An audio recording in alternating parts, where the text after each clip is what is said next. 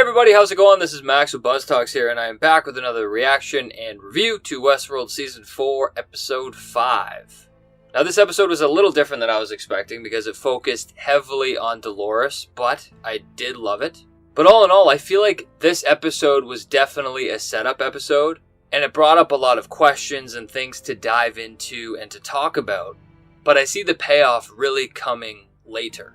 So in this episode, we really got to go behind the curtain of this city, New York, or the park itself, and what it is. And really, it's what we thought. It's 23 years later, the fly has infected a parasite within the human mind, and it has spread like wildfire, like a pandemic.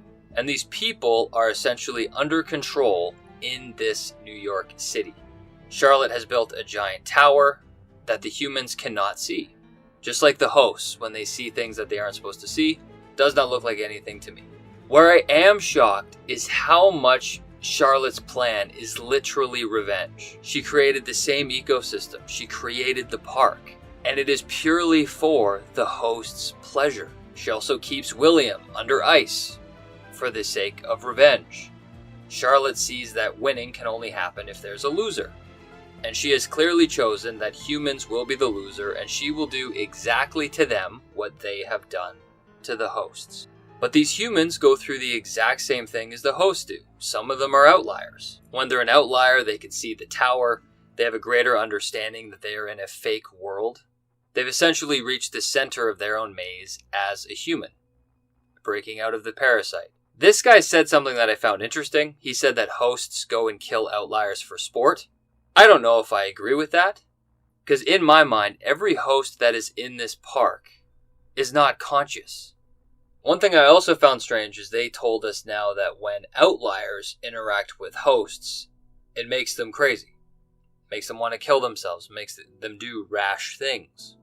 Almost like they reached the center of the maze. William even makes a comment about this. And the key thing I can really draw from this after a first viewing is the humans who are outliers see the facade of the world. They see the tower, they see that it's not real.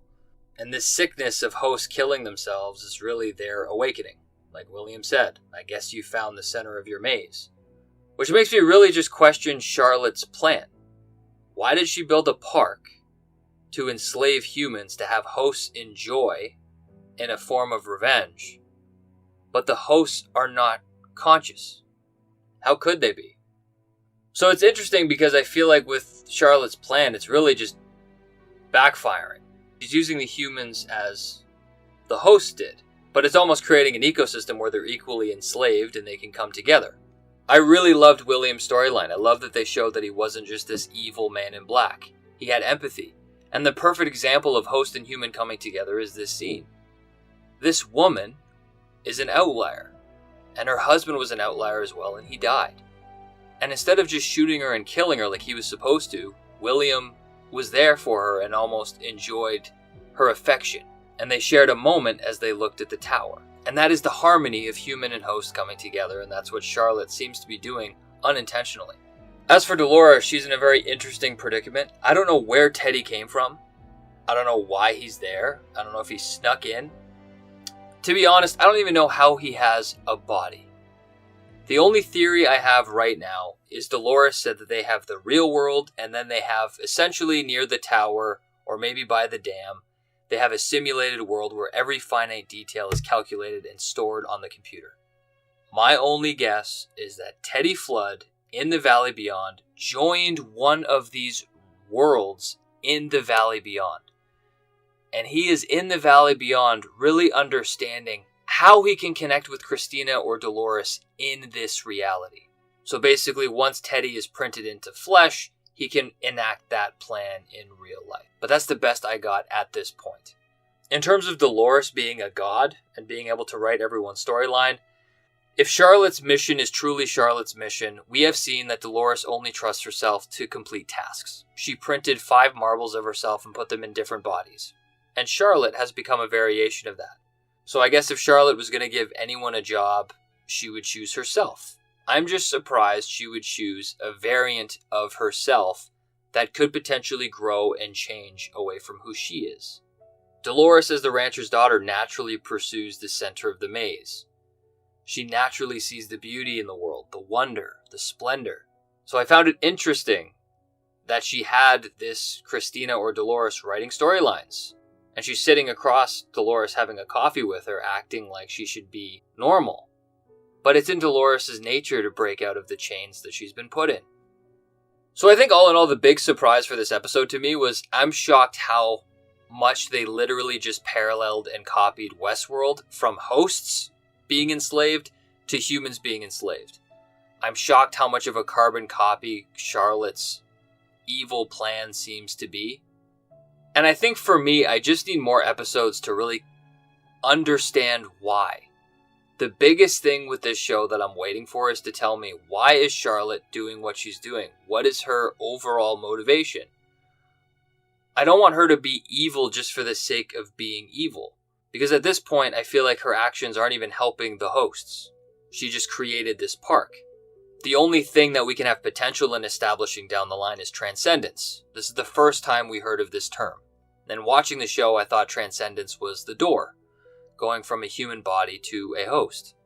But in this episode, they explain that transcendence really seems like it's for the hosts. Which at face value, what we saw is Charlotte being the Judas steer. And as the Judas steer, you lead the host to the slaughter. Transcendence seems like she's trying to beat the humanity out of the hosts. And if the hosts are worthy to move on, then they can transcend. She basically wants her host people to grow on their own terms, but evolve past humanity. And if they do so, then they're able to transcend. I'm guessing that this is this simulated world that Charlotte created. But off the top of my head, my only problem with this is I think the show already told us that hosts were innately better than humans. Humans biologically have core drives to survive and to procreate.